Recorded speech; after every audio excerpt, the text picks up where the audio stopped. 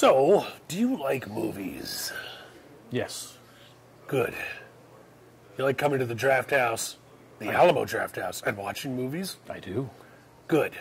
You've come to the right channel. Another edition of Talk Nerdy to Me with ADTV. That's Alamo Draft House Television. Patent pending. Copyright 2017. Starts now. Hey, listen.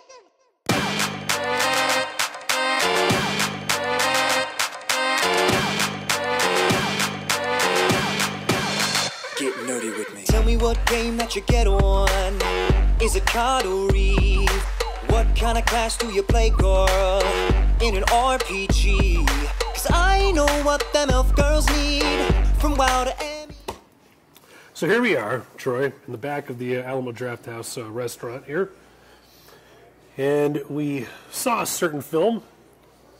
And you have a certain view about it, and I have a certain view about it. I loved it. You didn't love it. I didn't care for it. Yeah, it was meh. Ah, I can't believe it. MEH ... And, meh. and I think that it's appropriate that we do talk about it here at the Draft House, and that Apropos. Yeah, it's apropos, and I think it's a ballsy move to do that here. I know French.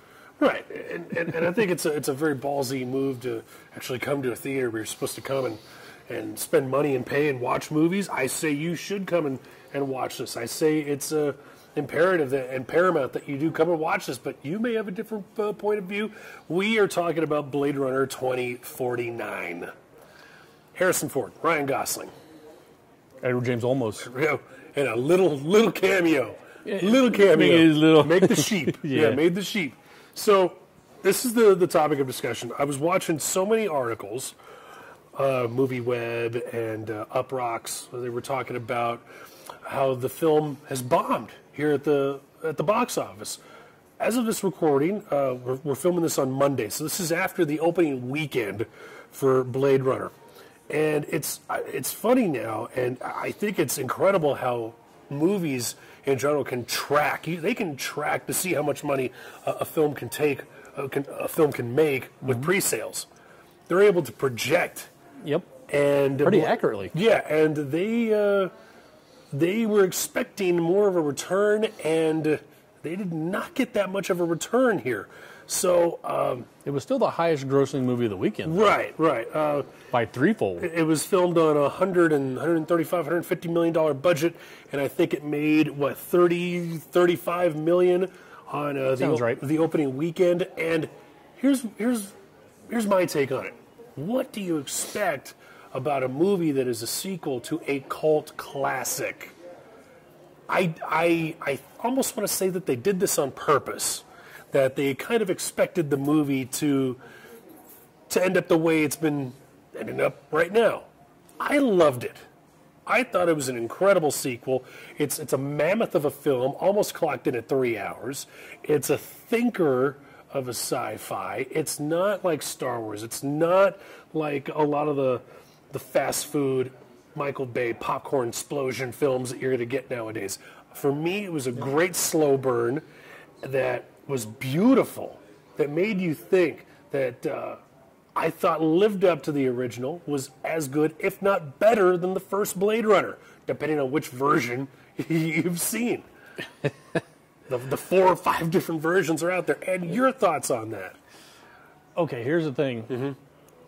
Yeah, the acting was great. Sure. The story was okay. Okay. The cinematography was beautiful. It's just, I walked out of it and I felt like it was missing something. Okay. I judge movies by whether or not I would want to see them again in the theater, or if I'd want to buy the Blu-ray when it comes out. Yeah. I won't do either. You didn't get that feeling? No, I won't. Because a lot of times I'll walk out of the movie, I was like, oh, I want to go back in and watch this again. Okay.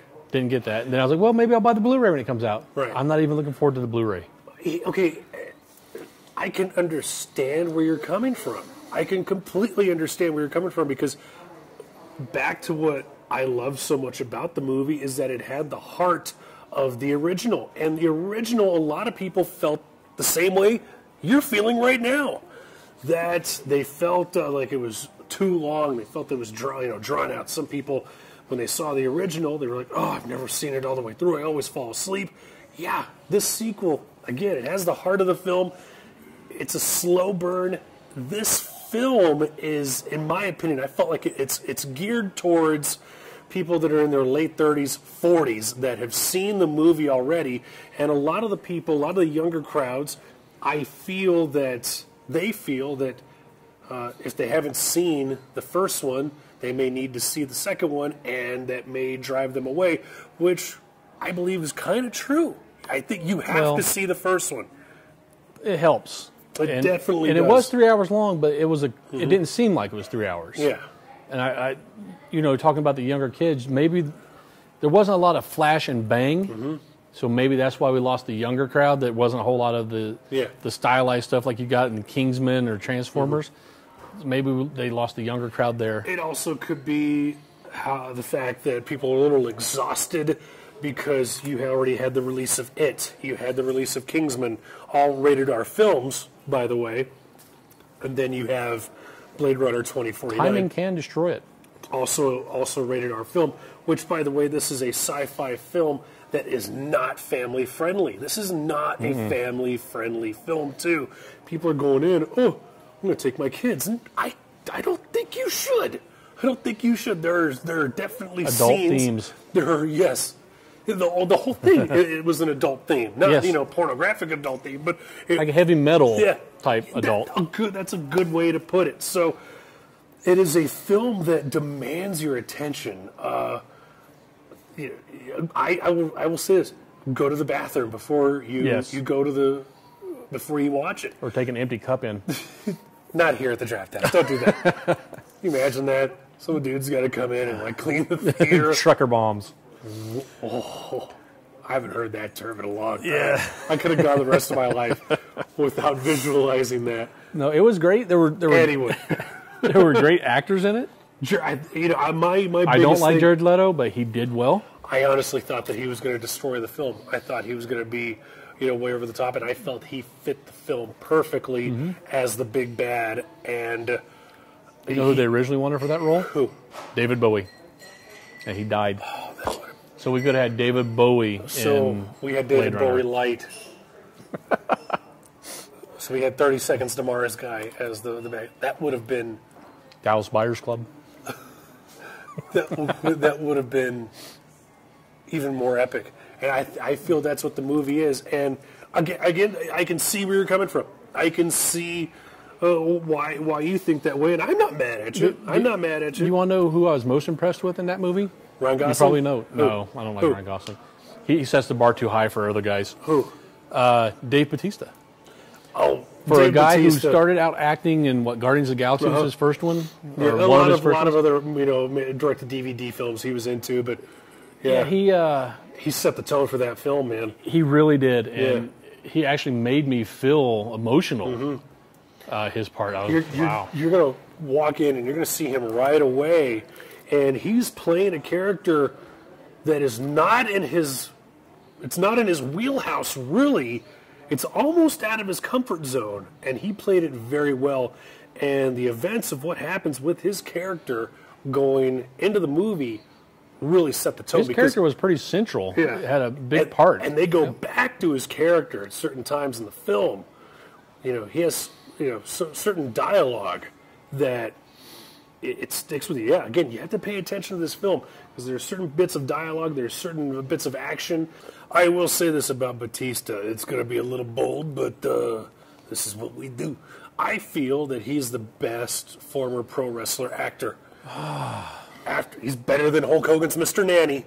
He's better than Bite your tongue. Better than the Hulk. Better than I Ain't Got Time to Bleed and Jesse Ventura. I ain't got time to bleed. I think he is the best former pro wrestler actor right now. And seeing him in Blade Runner, he's not in the movie that long. He's not in it that long. But you said it. He's a lasting impact. Yeah. In that film, and I'm very impressed with him. I'm hoping that because of this, you're going to see him in a few more serious roles. So more dramatic. So I say, come on down here to the Draft House, man. Get some of this bottomless popcorn that we've been munching on. Get this Asian salmon salad that's really freaking amazing. It's got the avocado in it. Dude, I mean, because you're going to be here for a while. Might as well get some dinner. Might as well get some food. if you're going to watch Blade Runner 2049. I say go see it. I say rent it on Redbox. I do have trivia for you, though. What's that? Ryan Gosling's name. Joe. No. K. KD 9-3.7. It spells out, if you go by, numbers and phonetic, it spells K Dick. Oh, Philip K. Dick. Philip K. Dick, if you don't know, wrote Do Androids Dream of Electric Sheep. And then you see kind of a nod to that with Edward James Olmos. I'm not going to say it. That's not a spoiler. That's just a little trivia. I'm not going to say it. His name spells K. Dick. Okay. Very good. Yeah. Very good. Yeah, you like it? All right. Another edition of ADTV. Oh, Thanks. thank to Raywork Productions. I'm Jack Lutz. I'm Troy Stegner. Good night. Sleep tight. Hey, listen!